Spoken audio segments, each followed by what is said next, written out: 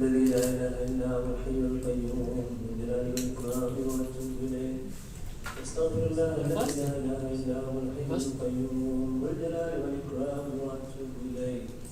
أستغفر الله الذي لا إله إلا هو الحي القيوم ذو الجلال والإكرام وأتوب إليه. اللهم صل على محمد وآل محمد. بسم الله الرحمن الرحيم. Ajua hawezi enda full kwa sababu it's in Google Doc. Kuna Quran yetu Google Doc.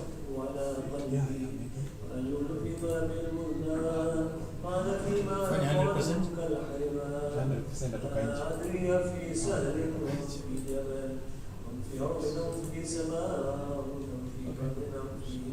Sasa hii ni yake slide. Ndio yake.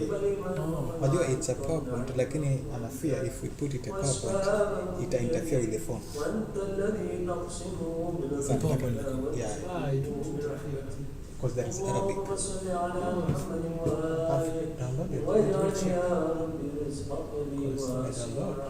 ومطلبه سهلا ومأخذه قريبا ولا تعني في طلب ما لم تقدر لي فيه رزقا وإنك غني عن عذابي وأنا فقير إلى رحمتك. صل على محمد وآله وجد على عبدك بفضلك إنك ذو فضل عظيم. Sawa. Sawa. Arabic video. Then we use video. Where's the video? We use this one. Sawa. Yeah, we use this one. Eh? We'll use this one because this one is There's no video? video there is, but we'll have a mic here because Yeah, PowerPoint is good. was told that tag. Confused. Sasa twende na fit camera. Unapeleka huko. eh? No, but close this one. Unapeleka camera. So.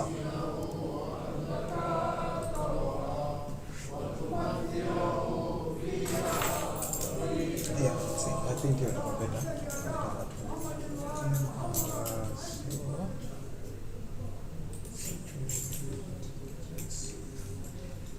Your sound.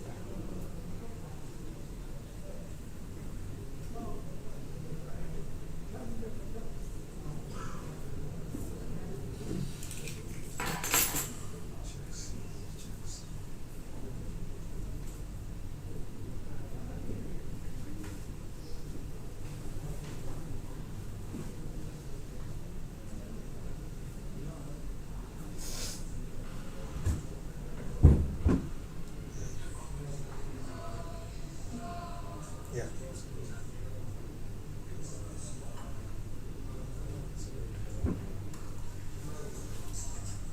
Hi. I'll be there, so you'll just play around if you want to put P and P, if you want to put. But I think you just. However, that will be. P and P. If maybe the screen is okay, then you can put P and P. If not, you can. Yeah. If. No. No. Because this one is just the same thing. You cannot put that way. You have to put it from there. Yeah, I get you. Yeah. I was thinking that. So that one is yeah. So I love the video. video is video you can put it Well, I'm saying, how do you play the video? video on the video on the side. Yeah. You will click it and then I'll come. I'm taking the whatever microphone. Just put it there. I don't know the sound.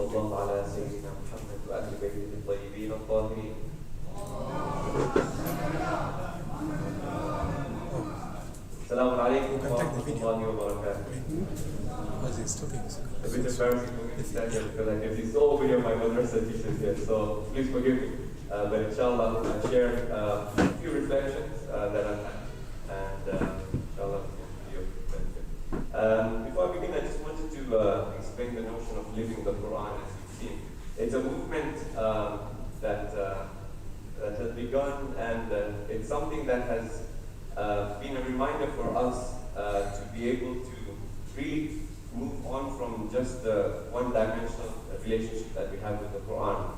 We've grown up with reciting the Quran, memorizing it, maybe even going through the translation. But there's so much more to the Quran that, alhamdulillah, that we've been open to now. And this concept of living the Quran, it ties down really well with the topic and the theme that we have of Imam. So the speaker is around here. When you I'm saying in the PowerPoint, when the video comes, you it just starts, you know. The Holy Quran is a book of guidance, and also the Ma'sumin as people for us to emulate. And they walked and wrote the Quran, to essentially live the Quran. So now it is upon us to be able to see how we can really follow in the footsteps. So it just starts, you know. You have to play. You have to click. And really improve ourselves, so that then we can create that familiarity with our Imam and You check the mouse here. Yeah, because it's see the running will be here. Yeah. The top one, then you click it. Yeah. PowerPoint, yeah. The PowerPoint. See.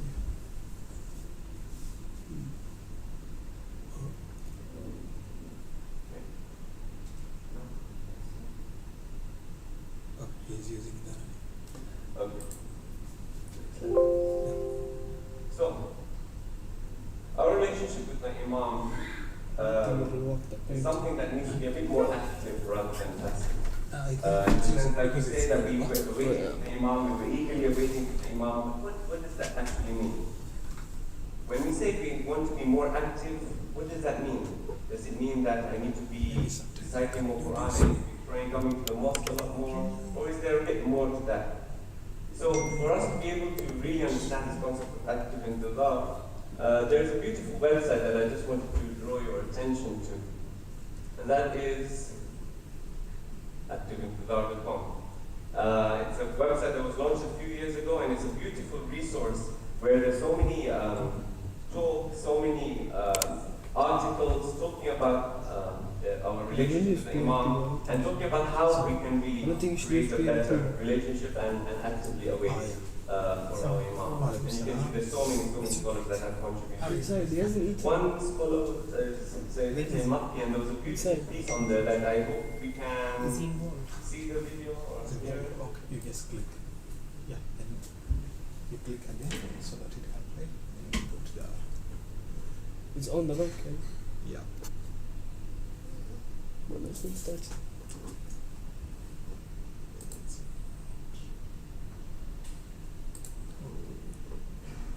Can we go to the browser? Maybe we can.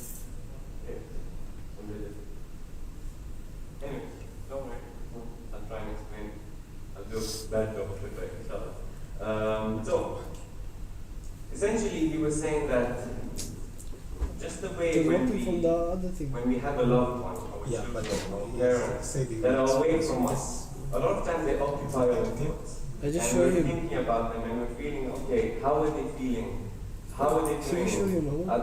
Do they have enough resources with them? Are they feeling cold? Are they feeling too hot? Are they doing well in society? Are they doing well in what they want to do in their businesses or in their schools? And essentially we're worried about them and we're constantly thinking about them. And sometimes we'll even check out on them. Call anyone that's close to them or that we know that's close to them.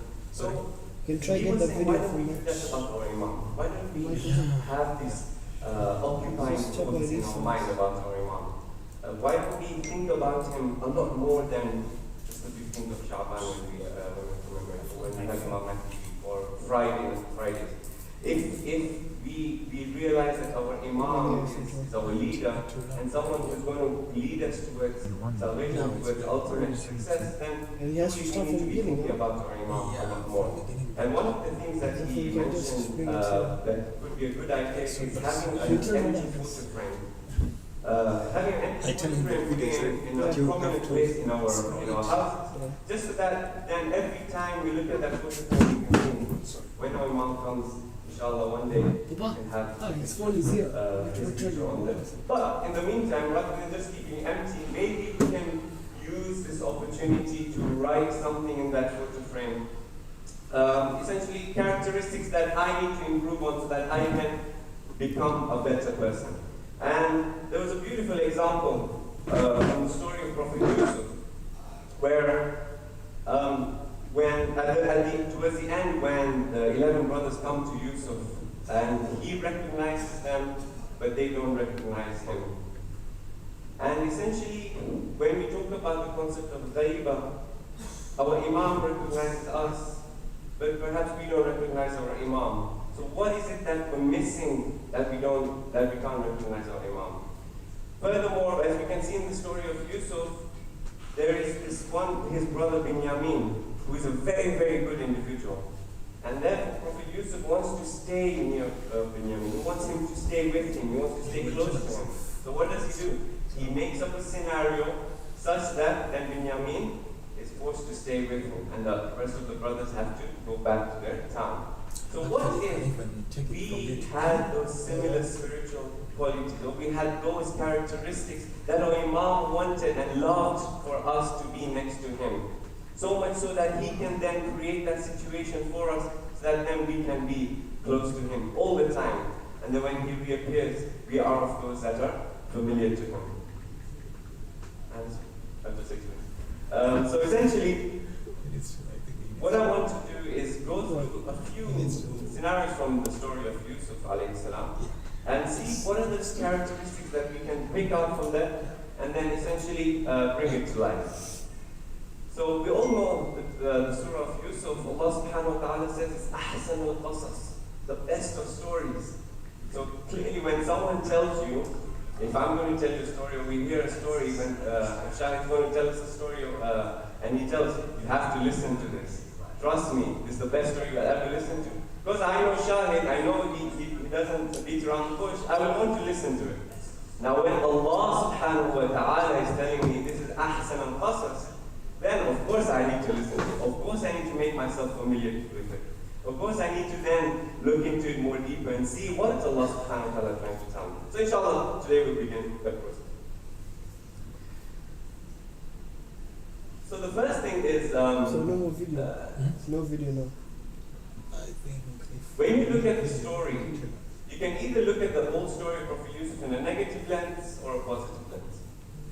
If you look at it in a negative lens and you say, well, Asaf Yusuf, you see he was taken away by his brothers and put in a well. That's a very, very bad thing for a young child, for it to happen to a young child. Then what happens? He gets rescued from the well, but then what? He gets sold as a slave. And then he's put in prison. These are all huge landmarks in Yusuf's life, or in one's life, that you can say he went through a lot in his life.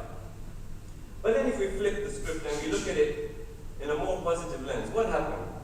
Prophet Yusuf got thrown into a well, but as a result he got picked out and he was taken to Egypt. He was sold as a slave, but to no ordinary individual.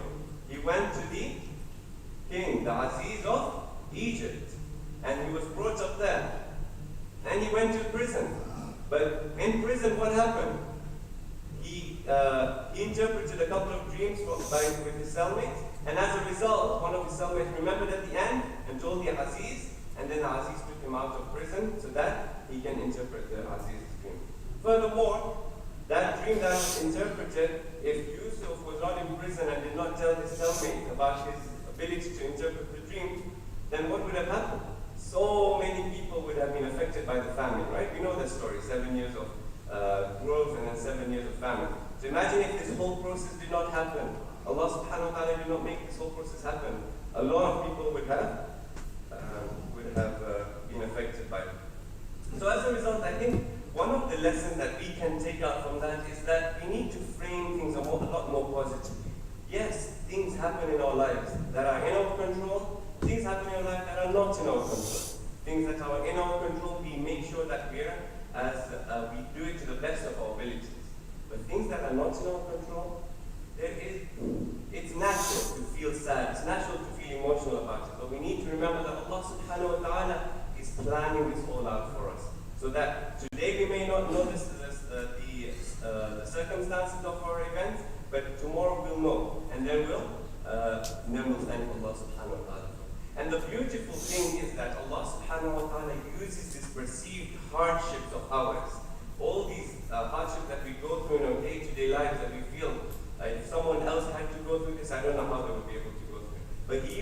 perceived hardships to really make us prosper in life and really make us be successful in life. So we need to remember, next time we go through a hardship, Ya Allah, please make this something that gets me closer to you. So, let's examine this lesson in detail in our day-to-day life. So for example, in our businesses or in our work, things don't go as planned. We have our ups and downs, we all know that, right? We can make our targets one month, the other month we don't make our targets. We have an extended period of sales, declining sales. We have an extended period of us not being able to meet our targets, and our bosses are on top of us, right? But what is this? What do we do then? We say, Ya Allah, what are you doing? I mean, like, surely you could give me, you're in charge of everything. Why aren't you giving me as much risk as I want? But we need to remember, and we need to not despair, because Allah subhanahu wa ta'ala himself says, لَهُ مَقَالِيدُ السَّمَاوَاتِ وَالْأَرْضِ, and to him belongs the keys of the heavens and the earth. When someone has the keys to the Titori, we know we need to make them our best friends, right? Because in case he has the free reign to give some money out, to give some favors out, then you know how it works, right, in this day and age. So Allah subhanahu wa ta'ala is reminding us, He has the keys to the heavens and the earth, nothing greater than that. So why not create this relationship with Allah subhanahu wa ta'ala so much so that we have this utmost trust in Allah subhanahu wa ta'ala. Ya Allah, you know what's best for me. I'm going to try my best, to my best ability. Ultimately, He tells us in Surah Al-Najm, He will judge based on what we strive for. The results is not in our hands, it's in Allah subhanahu wa ta'ala's hands. So let's make sure we make the most of what we can do, and then trust Allah subhanahu wa ta'ala with everything. Similarly, hardships in life. We all go through so many hardships. Family, health, in marriage, and sometimes we can despair. And we are human, so we go through our emotions in life, ups and downs in life. So perhaps one thing that we can take from the story of Prophet Yusuf is that, look, he went through ups and downs, but ultimately it's all for us to mold us so that we can become the ultimate human being, to get as close as possible to Allah subhanahu wa ta'ala. So I want you to do an exercise with us, and it's called the trust exercise. I need a couple of individuals, a couple of volunteers for this. Before I pick up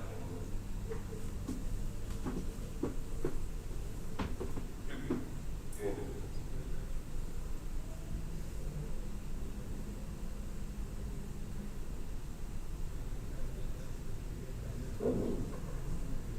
Come.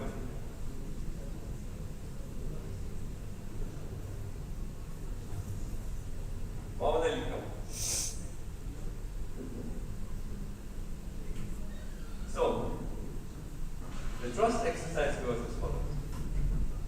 So what I want you to do is, I need you to stand here over me and face that, okay? And stretch your hand up. And you will fall backwards, okay? And your job is to, he trusts you. What are you going to do? Are you sure? Okay. So now, what we want to see is more than he falling back. He trusts Allah, right? With his life and everything. Let's see how this trust exercise goes. 1, 2, 3, go. You see, he didn't trust him. He didn't trust him. So what does this mean? What does this mean? He doesn't know Basili well enough. Basili is a human being. Fair enough. He can have a different thought. He can be distracted by someone else. Maybe he doesn't like Mahdi. Right? All of that is going in Mahdi's mind, right? I've never done this before. It's a jump of faith, right? But that's natural because that's a human being. But what about Allah subhanahu wa ta'ala? Allah subhanahu wa ta'ala is our creator, the ultimate, the one who's given us so much. Why don't we trust him on a regular basis? Why do we wait for our time of ups or time of that? Why don't we constantly trust him? So this is something for us to think about. Let's say more than he trusted of us, and he fell into his arms and he was as comfortable as possible. The question that we need to ask is, if we can trust a human being with our life, we can trust a human being with our risk, And we trust our human being with our health. Why don't we trust Allah subhanahu wa ta'ala with much, much more than that? So these are a few points for us to think about, especially when these testing times happen to us. These are the things that really need to propel us forward. But inshallah, we can trust Allah subhanahu wa ta'ala as much as possible. Thank you so much. It leads me to the notion of khair. Everything that happens to us is khair. Like I said, when we have to do our bit as well as possible, but in anything that's beyond our control, we need to trust Allah subhanahu wa ta'ala has got our back. Didn't He have our back when we were young?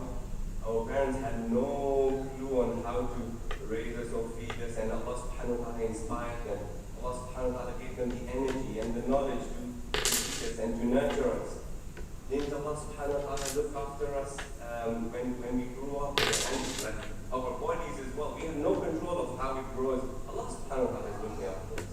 So we need to remember Allah subhanahu wa ta'ala is think about this as your best cheerleader. He really, really wants you to do well. And when you think about this, then ultimately we look at Allah subhanahu wa ta'ala with a positive lens, positive mindset. And therefore, that any negative thing that happens to us, perceived negative, we need to remember Allah subhanahu wa ta'ala has got our back. So nothing should faze us, inshallah. And then this is when we see the people of Lebanon, for example, the strength that they have, the faith, the yaqeen that they have, and they're fighting against injustice. And they know it's only in the name of Imam Zahid al-Zaman. There's a lesson there for us, that for us to be able to, and the people of Lebanon, what they're going through, even the people of Palestine, what they're going through, nothing compared to what we're going through. Absolutely nothing. I don't think you and I will be able to even comprehend what they're going through. But this yaqeen in Allah subhanahu wa ta'ala, and trying to become as trustworthy, as trusting into Allah subhanahu wa ta'ala's will as possible, this is what enables us to get closer to Imam and Allah subhanahu wa ta'ala ultimately.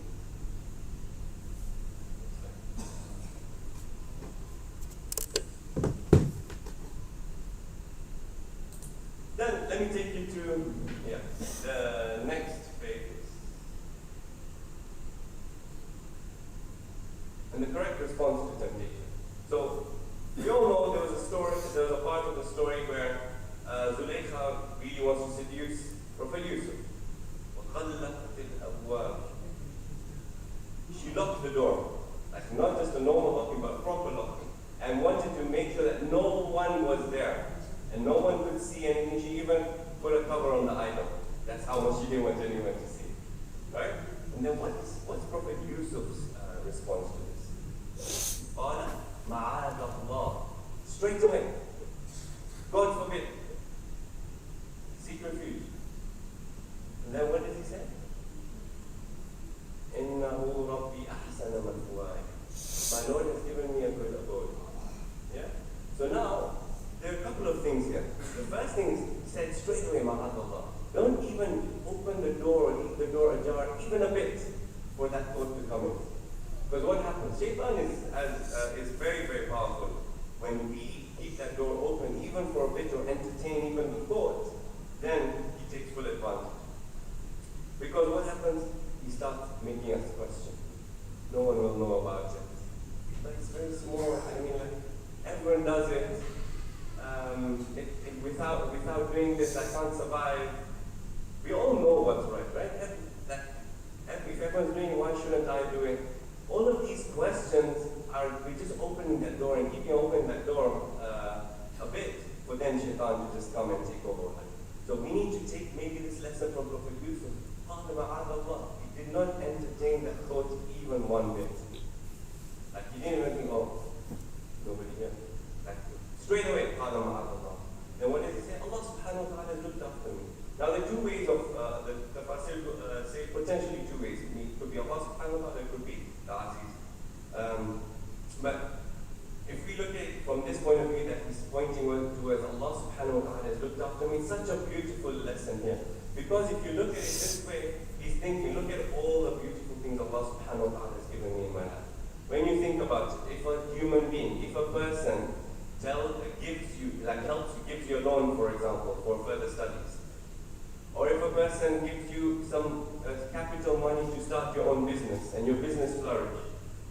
a person, when in your time of need, he helps you. If a person, let's say a doctor, you're struggling so much and then he diagnoses something and then all of a sudden you become better, wouldn't you feel so grateful to the person? Wouldn't you feel like indebted to the person? Now imagine Allah subhanahu wa ta'ala, He's done so much in dua. Imam outlines so many different body parts of ours that we didn't even know. All of these things are vital for us to survive.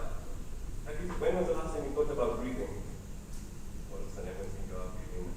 Isn't breathing so important for us? If we stop breathing, we wouldn't survive. When was the last time you thought about your heart beating? Okay, my heart needs to beat down. Okay, now it needs to. Isn't Allah subhanahu wa ta'ala so merciful and so beautiful that He removes all those stresses from our lives so that we can then focus on Him? And yet, sometimes we forget all of these. But this, Prophet Yusuf is maybe showing us, this is a strategy for us when we have temptations. It can be any temptation of doing evil. Close the door straight away, but also think about all the favors that Allah subhanahu wa ta'ala has given us. Just so that then it reminds us and gives us that different perspective. So, with that in mind, I just want us to take a moment to think about 3 things that you're grateful for that Allah subhanahu wa ta'ala has blessed you with today. Now what I want you to do is with someone that's close to you, I just want you to share those 3 things and you share those 3 things. We'll do that in 3 minutes, inshallah.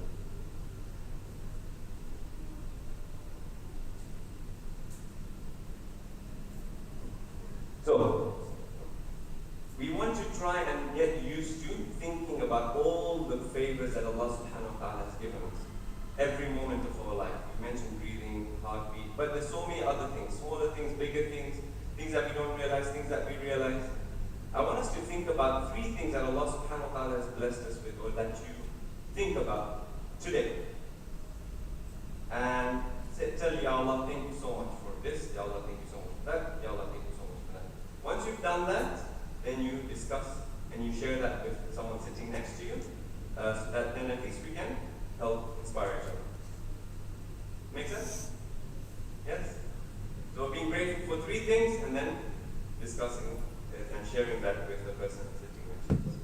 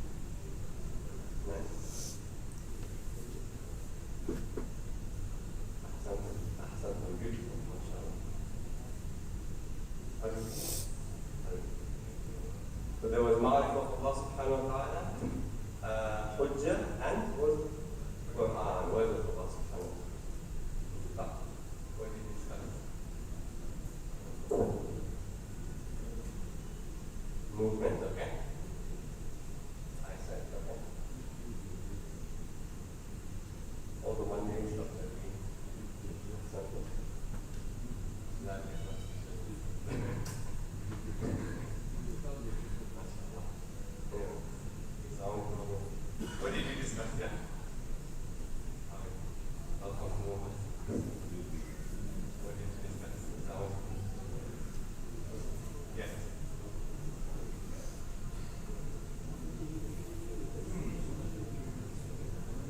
Shelter and roof that you have on top of your head. Yeah. Health. Okay.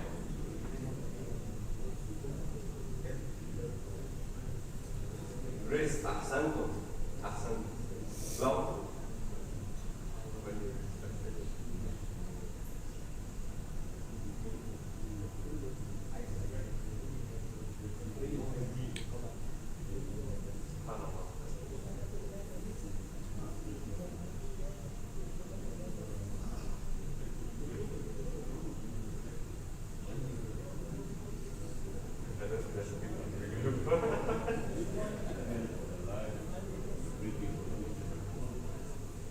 So that's a beautiful thing. The fact that Allah subhanahu wa ta'ala has created us and gives us that special attention, that He's created us with His own hands, so to speak, is a really, really beautiful thing. Because when you think about it, any person that you look up to, for example, be it in sports, or be it in business, or be it in the world, and all of a sudden now they look at you and they want you to pay special attention to you, that feels amazing, isn't it? But Allah subhanahu wa ta'ala, the Lord of the world, the King of the King, isn't it amazing that He gives us special attention every single moment? Because even if He had one moment of lapse that He looked away from us, or one moment of singizi, we would cease to exist. So that's something that we need to really, really bear in mind, that Allah subhanahu wa ta'ala is looking after us every single moment. And if He's looking after us, then why should we then disappoint Him? Why should we give in to shaitan? And He's warned us so many times, right? So maybe that's something that can really help us, that ma'rifah of Allah subhanahu wa ta'ala, so much so that then we can be, it's something that Imam is familiar with. Because Imam is the Imam of our religion, and is our leader, and he's someone that has ma'rifah of Allah subhanahu wa ta'ala all the time. Okay. I have lost my notes. Next.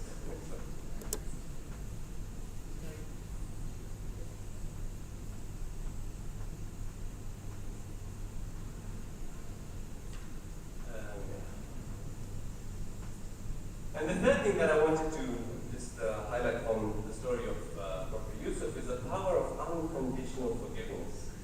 So at the end, towards the end of the story, we all know, if someone's wronged us, then I will never forget it till Qiyamah. Right? Especially if you throw me down a well. And then as a result of that, I got sold off as a slave. And then as a result, I got put into prison. Surely that's a lot for me not to forgive, right? But what happened? What happens at the end when the brothers come and they recognize Yusuf? Doesn't He forgive them so quickly? He forgives them unconditionally. And perhaps this is something that we need to bear in mind, because what happens is when we believe in an eye for an eye, then this cycle, this negative cycle carries on and it breaks the fabric of our society. But what if we could believe in this notion of unconditional forgiveness, so much so that we know Allah subhanahu wa ta'ala is the ultimate judge. And just the way I want Him to forgive me for my sins, why shouldn't I forgive His fellow Christians? Right? This is how we can potentially move society forward as well. If someone's wronged me, I say, no, don't worry, it was a mistake. Or perhaps you didn't know much about me. Don't worry, just let me tell you more about me. And then, isn't that an amazing thing? And then if everyone is doing that, then society moves forward. That's one thing. The second thing is that Allah subhanahu wa ta'ala wants us to grow towards Him. If we believe in an eye for does something wrong to me, and now as a result I want to do something wrong to me, why am I stooping down to his level? Where in fact we're taking society down the drain, me included, right? As opposed to pulling people up and pulling society up. So this is something that we really need to bear in mind. Because then, Did you click back? when we think about salam that we do, what is the salam that we do? For For example, in Ziyarat Ashura, إِنِّي سِلْمٌ لِمَنْ سَالَمَكُمْ. May I be at peace with the ones that are at peace with you. Not إِنِّي سِلْمٌ لِمَنْ I'm not at peace with you only, Imam. I'm at peace with the ones that are at peace with you. That means we need to bring society all together. When I tell someone Salamun Alaikum, which we tell everyone all the time, whether it's with Makharij or not, sparse or not, whether we met them for the 5th time today or not, Salamun Alaikum is the first thing we say. What does that actually mean? I'm at peace with you. In every fabric of my body, every thought of mine, everything that I do is at peace with you. If someone harms you, I'm going to protect you. You're going to be protected from me. But yet maybe sometimes when we go into a meeting, for example, I need to show this guy today. He's doing like this, he's telling me this, he's putting our society down the drain. And today I'm going to show him. Maybe we can show him how to raise ourselves up rather than us stooping down, right? So we have so many instances in life, and I'm not going to dwell on this because we all know these examples and we all live through them. But perhaps we can see an example and see the world from a more positive viewpoint, inshallah. So, what are the characteristics that we need from the close ones of Imam Mahdi Things that we can learn from the story of Nabi Yusuf is firstly seeing Allah's plans positively, all the time the notion of prayer, that He's always looking after us. The second thing is responding correctly to temptation, and we've seen a beautiful formula that Prophet Yusuf gives us. And also remembering Allah subhanahu wa ta'ala is looked after. Why should I disappoint Him? And the third thing is unconditional forgiveness and love. Now, inshallah, we pray Allah subhanahu wa ta'ala hastens the reappearance of our Imam alayhi salam. Now, one thing I wanted to do was, this is one way of connecting with the Quran, through stories, and trying to think about the lessons that we can learn and really live them. There's so many different ways that we can live the Quran: recitation, memorization, journaling, pondering verse by verse, listening to lectures. But then there's some more unorthodox ways that perhaps we haven't thought of, but perhaps that we can get the families involved. We can have a bit more fun with the Quran, but also at the same time, we're learning a lot, if not as much as by pondering. So things like playing charades. So if there's a verse that you've been going through as a family, or you're trying to learn the different surahs, you can play the charades game by trying to act out the surahs and then you try and guess them. There's so many different family challenges in the Quran. There's thematic challenges. So I thought we'd finish off on a more lighter note, but something that we can all come together. And this is called Open the Fridge Challenge. And what I've done is I hope I have it here. Next slide. I've got a few food items here. I want us to discuss. You can use your phones for this. I want you to pick one, look for it in the Quran, find the verse, and then with the person sitting next to you, I want you to discuss the verse, what it means to you, and then one action point from that. So the three things you're doing. One is trying to look for that item in the Quran. Once you found the verse, go through that verse and reflect on it. And the third thing is one practical point that you can get from 5 minutes. Can you not make out?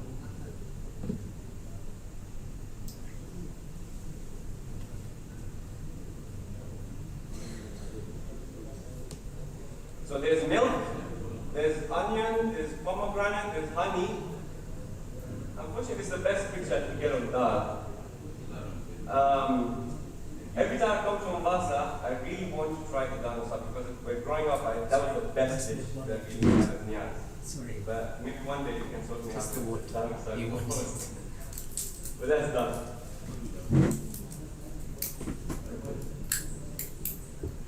Okay, no, it's not good. It's done. Lentils.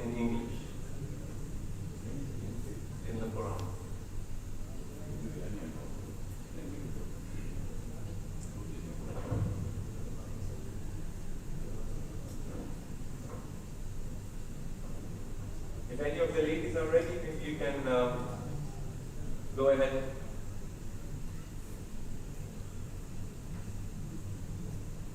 The ladies have mic.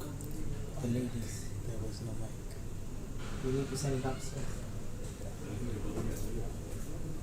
While you're doing this, if you're struggling to search, you can either search on Google, you can search on ChatGPT, you can search on Quran.com, it allows you to search in English. You can even download this app called Quran Mahdi. Beautiful, beautiful resource. And it gives you tafsir as well. It's available in English, Arabic, and Farsi.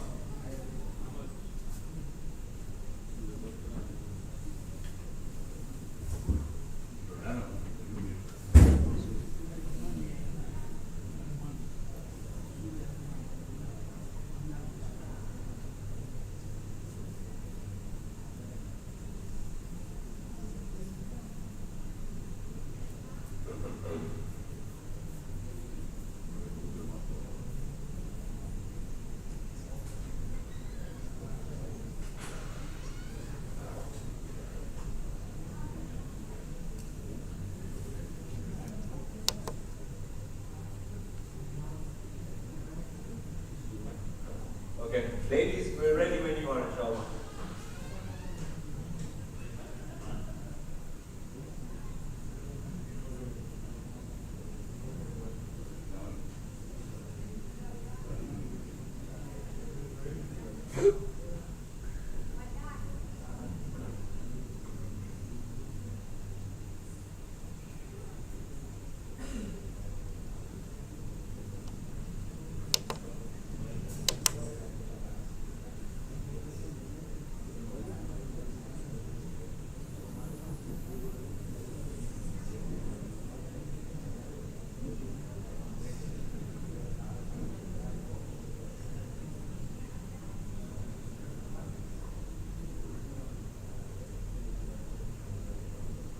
Anyone wants to start off?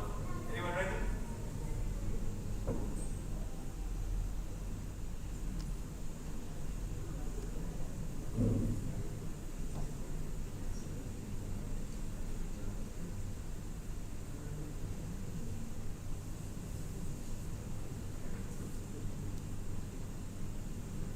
Remember three things. Where it is in the Quran, you tell me the surah name and the verse. Tell me if you can recite the translation and you can recite. Okay, can you tell me what you understood from it? It's Nahl verse 16. What? Verse 16. Or what item? Huh? Honey. Honey. Santo. What did you get from it? No. Did you read the verse? Okay, so there's more to it than just finding it, right? Maybe someone can help anyone choose honey and reflect on it. Thank you so much for that. Thank you. Huh? The mic is not working.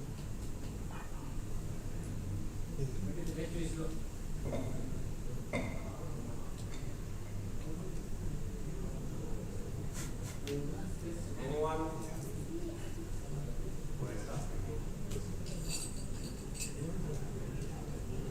It's actually full.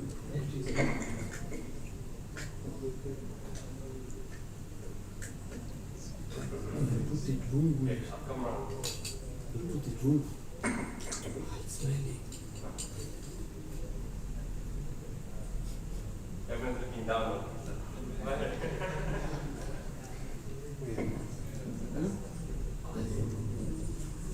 Where did you find it? Sorry? Well, basically, I don't think so. into language, Yeah. which are mentioned in verse 2, ayah 61 of the Quran, because people ask, Leave it Moses here. for us Tell them there's no to mic. with language and other language. Zeno, there's no another mic. So, verse 2, ayah 61.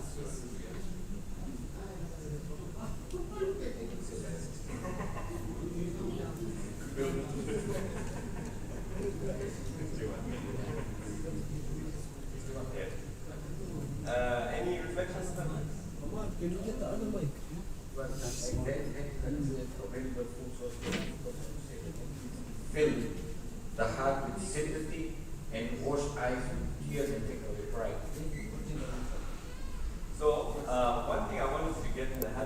going to the Quran. So once we found the reference, we use Google, we can go to the Quran. We can recite the verse, we can see the meaning of it, and then we can reflect on it. Because what happens, Google is not always right. Google helps us with the first bit of finding the reference, but then we should go straight to the Quran. Yeah, he's getting it. Thank you so much. Well, anyone from the ladies' side? See, they don't have mic too.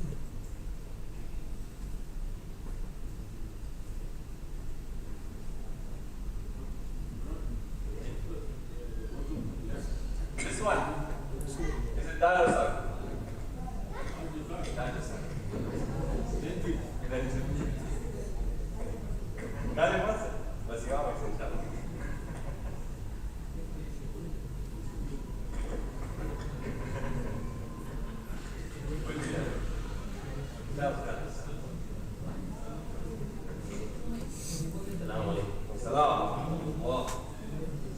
Okay, it's regarding milk. Yes.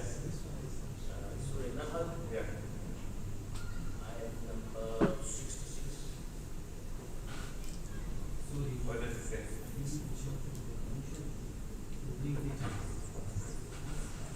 And most surely there is a lesson for you in the cattle we give you to drink of what is in their bellies from matrix and feces and the blood pure milk, easy and agreeable to swallow for those who drink.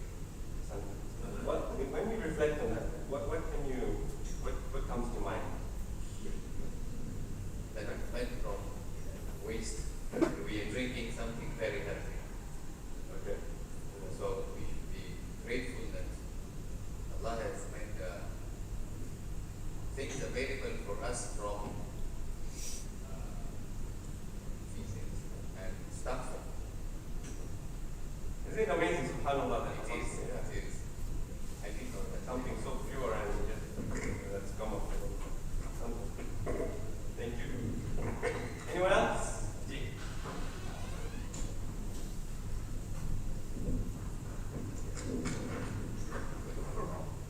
Surah Rahman, What are you looking for? verse What 16. item? What item? Banana. Rumah. It's pomegranate. فيهما فاقية والنخل والرمان. In both of them are the fruits and palm trees and pomegranates. When you look at that series of verses and reflect on it, what does that mean? How Allah is it's nourishing food for us, especially the palm tree and the pomegranate. It's amazing.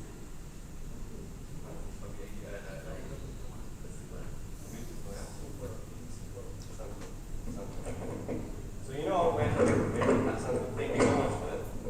So this may or may not be a new concept for us in terms of reflecting on different things that are in front of us. But this, I believe, is one of the first steps that it takes, because sometimes this is almost like a mental block.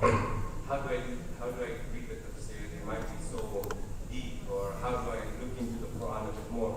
But this concept of living the Quran, just maybe start off with things in front of us, things that are in front of us every single day. Maybe one day, maybe not. But then when we look into the Quran and we see how Allah subhanahu wa ta'ala explains it, now all of a sudden you won't be seeing milk the same way. I don't know if you get it and drink it or not, but you won't. But you know, you get to know what Allah subhanahu wa ta'ala is telling us. For example, honey as well. It's so beautiful what Allah subhanahu wa ta'ala says about honey. Yeah? And when we start doing this, we make the Quran as our reference point. Because everything that we need is in the Quran. It's the ultimate book of guidance. Whether it's for business, whether it's for health, whether it's for family, whether any single thing, any theme in life is in the Quran. Just need to open it, look at it with an open heart, ponder, Allah subhanahu wa ta'ala is telling us to ponder over the Quran. Let's try and make this the ultimate. Of course, I'll finish with this. If you were sitting exams and you both sat in exams and the teacher said, look, your exams are going to come from this particular book or these particular pages. You read this book and you'll guarantee pass. Is it obvious that you'll read through that book? Is it obvious? Or for example, if there's a particular particular course that you need to do. Nowadays it's all about selling courses, right? 5 fast ways to make $1 million. 5 fast ways to make sure that you can motivate your staff. Those are the things that we really are interested in. But all of these concepts, if you actually look at them, generally speaking, they're all Quran. Inshallah, pray to Allah subhanahu wa ta'ala to really inspire us to improve ourselves through the Quran and by getting close to our Imam, so that we can be very relevant to him and he can recognize us and we can recognize him, so that inshallah we can then be a cornerstone, our families and our community can be a cornerstone for our Imam when he reappears. Inshallah, we end with this dua. Bismillah ar-Rahman ar-Rahim. Allahumma salli ala Muhammad wa ali Muhammad. اللهم نور قلوبنا بنور القرآن. اللهم زين أخلاقنا بزينة القرآن. اللهم شرفنا بشرافة القرآن. اللهم اشف مرضانا بشفاعة القرآن. اللهم ارحم أمواتنا بحرمة القرآن. اللهم ارزقنا رزقا واسعا حلالا طيبا بالقرآن. اللهم ارزقنا حج بيتك الحرام في كل عام بالقرآن. اللهم ارزقنا زيارة المعصومين بالقرآن. اللهم عجل لوليك الفرج مولانا صاحب العصر والزمان بالقرآن، وارزقنا زيارته وشفاعته بالقرآن. آمين يا رب العالمين.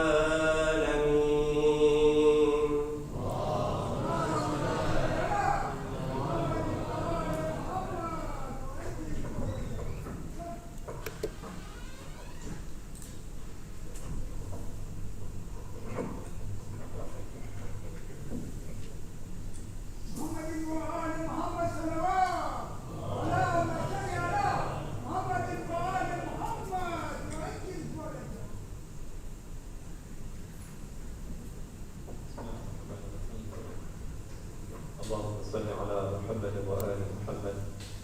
أما بعد، بسم الله الرحمن الرحيم.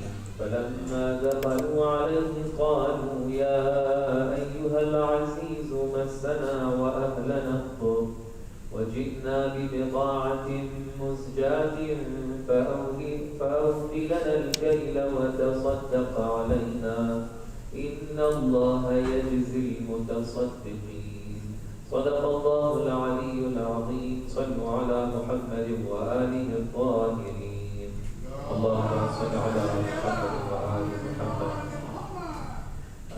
I will not take much of your time, just to complete the discussion. So one of the things that we can learn from chapter Yusuf with regards to our Imam of the time is that when the brothers of Hazrat Yusuf came to Hazrat Yusuf, they made a dua to Hazrat Yusuf, who was Aziz of Misr at that time, who was chief of Misr at that time.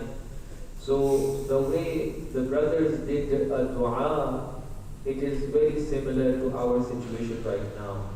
When they were doing the dua, they recited this phrase, and that Quran captures this situation. Quran says that when they came to him, they said, "O chief, distress has afflicted us, and our family and we have brought scanty money, a little of efforts, a little of money. So give us full measure and be charitable to us. Surely Allah rewards the charitable." You know that we also, as the followers of Ahlul Bayt, we are having shortcomings. We are not giving our 100% to our religion. We are not giving our 100% to our Imam of the time. We are not fulfilling the rights of our Imam of the time, the rights of Quran, the rights of Rasulullah, the rights of the bounties that Allah subhanahu wa ta'ala has given to us.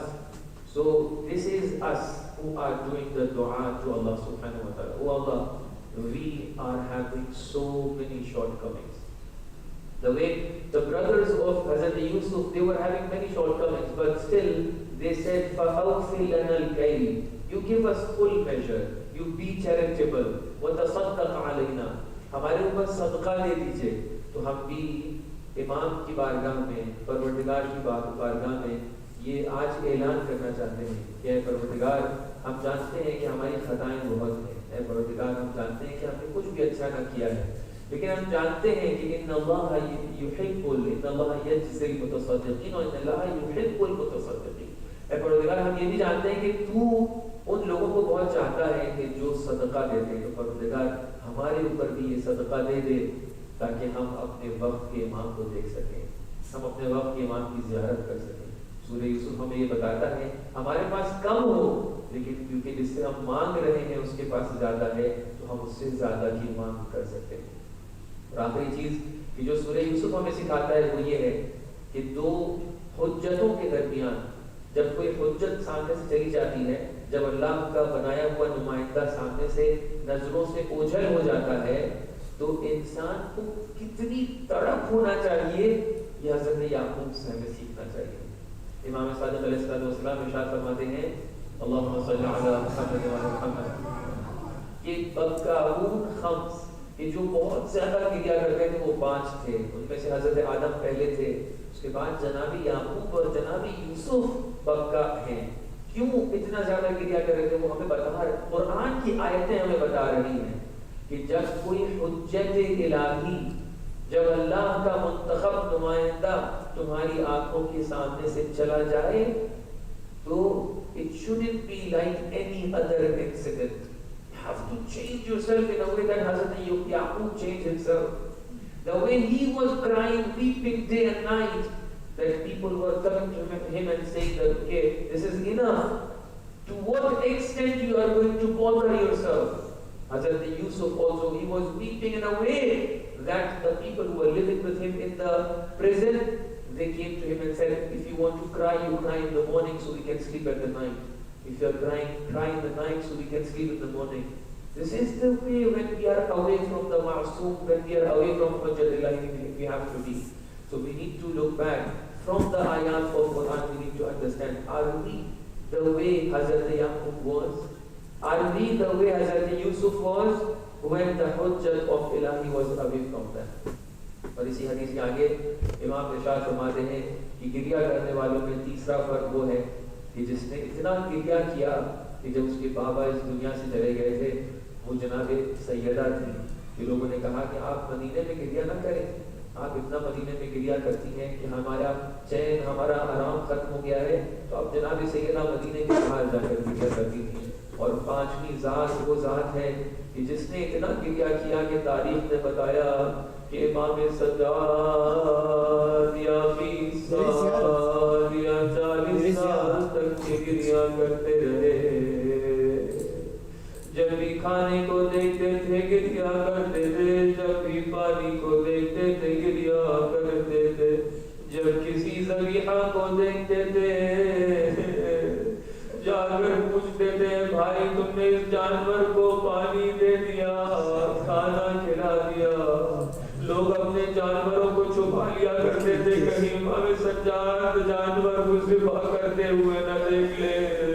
ایک دن جب امام سجاد نے پوچھا کیا تم نے اس جانور کو پانی پلا دیا, تو پلٹ کے جواب آیا, مولا ہم مسلمان ہیں اور مسلمان کبھی بھی ایک جانور کو بغیر کھلائے ذبح نہیں کرتا. بس امام سجاد کا کلیجہ پھٹ گیا, کہا وہ کیسے مسلمان تھے جنہوں نے میرے بابا کو 3 دن کا بھوکا پیاسا شہید کر دیا اور میرے بابا کی سر کو تن سے جدا کر دیا. کسی نے آ کے امام سجاد سے پوچھا, امام سجاد کب تک گریہ کریں گے, اب ختم کریں, کیونکہ شہادت تو آپ کی میراث ہے. امام سجاد رو گئے, ارے شہادت ہماری میراث ہے, لیکن کیا ماں اور بہنوں کا بازاروں میں پھرایا جانا بھی ہماری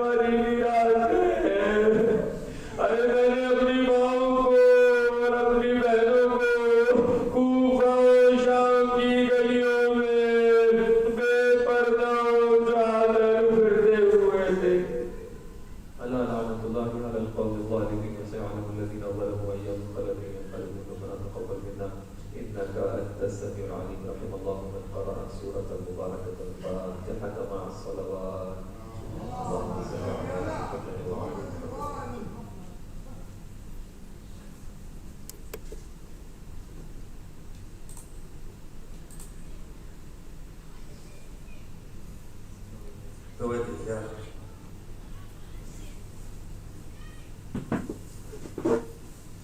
السلام عليك يا رسول الله. السلام عليك يا أمير المؤمنين. السلام عليك يا فاطمة الزهراء سيد نساء العالمين. السلام عليك يا حسن المجتبى. السلام عليك يا حسين الشهيد كربلاء. السلام عليك يا وارث آدم صفوة الله. السلام عليك يا وارث نوح نبي الله. السلام عليك يا وارث إبراهيم خليل الله. السلام عليك يا وارث موسى كليم الله. السلام عليك يا وارث عيسى روح الله. السلام عليك يا وارث محمد حبيب الله. السلام عليك يا وارث أمير المؤمنين ولي الله. السلام عليك يا ابن محمد المصطفى. السلام عليك يا ابن علي المرتضى. السلام عليك يا ابن فاطمة الزهراء. السلام عليك يا ابن خديجة الكبرى. السلام عليك يا ثار الله وابن ثاره والوتر الموضوع. أشهد أنك قد أقمت الصلاة وآتيت الزكاة وأمرت بالمعروف ونهيت عن المنكر وأطعت الله ورسوله حتى أتاك اليقين. فلعن الله أمة قتلتك ولعن الله أمة ظلمتك ولعن الله أمة سمعت بذلك فرضيت به. يا مولاي يا أبا عبد الله أشهد أن قد نورا في الأسلام الشامخة والأرحام المطهرة لم تنجسك الجاهلية بأنجاسها ولم تلبسك من مسلمات ثيابها. وأشهد أنك من دعائم الدين وأركان المؤمنين. وأشهد أنك الإمام البر التقي الرزي الزكي الهادي المهدي. وأشهد أن الأئمة من ولدك كلمة التقوى وأعلام الهدى والقربة الوثقى والحجة على أهل الدنيا. وأشهد الله وملائكته وأنبياء ورسله أني بكم مؤمن وبيا بكم موقن بشرائع ديني وخواتيم عملي وقلبي لقلبكم سلم وأمري لأمركم متبع. صلوات الله عليكم وعلى أرواحكم وعلى أجسادكم وعلى أجسامكم وعلى شاهدكم وعلى غائبكم وعلى ظاهركم وعلى باطنكم. السلام عليك يا ابن رسول الله. السلام عليك يا ابن نبي الله. السلام عليك يا ابن أمير المؤمنين. السلام عليك يا ابن الحسين الشهيد. السلام عليك أيها الشهيد وابن الشهيد. السلام عليك أيها المظلوم وابن المظلوم. لعن الله أمة قتلتك ولعن الله أمة ظلمتك ولعن الله أمة سمعت بذلك فرضيت به. السلام عليكم يا أولياء الله ووباءه. السلام عليكم يا أسقياء الله ووداءه. السلام عليكم يا أنصار دين الله. السلام عليكم يا أنصار رسول الله. السلام عليكم يا أنصار أمير المؤمنين. السلام عليكم يا أنصار فاطمة سيدة النساء العالمين. السلام عليكم يا أنصار أبي محمد الحسن بن علي ولي الزكي الناصر. السلام عليكم يا أنصار أبي عبد الله. بأبي أنتم وأمي طبتم وطابت الأرض التي فيها دفنتم وفزتم فوزا عظيما. ويا ليتني كنت معكم فأفوز معكم. السلام عليك يا ابن أبي الفضل العباس ابن أمير المؤمنين. السلام عليك يا ابن سيد الوسيين. السلام عليك يا ابن أول القوم إسلاما وأقدمهم إيمانا وأقومهم بدين الله وأعودهم على الإسلام. أشهد لقد نصحت لله ولرسوله ولأخيك فنعم الأخ المواسي. فلعن الله أمة قتلتك ولعن الله أمة ظلمتك ولعن الله أمة استحلت منك المحارم الصابر المجاهد المحامي الناصر والأخ دافع أخي المجيب إلى طاعة ربي الراغب فيما زيد فيه غير من الثواب الجزيل وثناء الجميل والحفظ الله بدرجة آبائك في جنات النعيم. السلام عليكم ورحمة الله وبركاته. السلام عليك يا مولى ابن مولى السلطان أبا الحسن علي بن موسى الرضا كن شفيعنا وشفيع والدينا في يوم الجزاء ورحمة الله وبركاته. السلام عليك يا مولانا يا صاحب السر والزمان سيدي يا الأمان الأمان الأمان من فتنة الزمان. السلام عليك يا شريك القرآن. السلام عليك يا كعبة الإيمان. السلام عليك يا إمام الإنس والجان. أجل الله فرجاك وسهل الله مخرجاك وظهورك ورحمة الله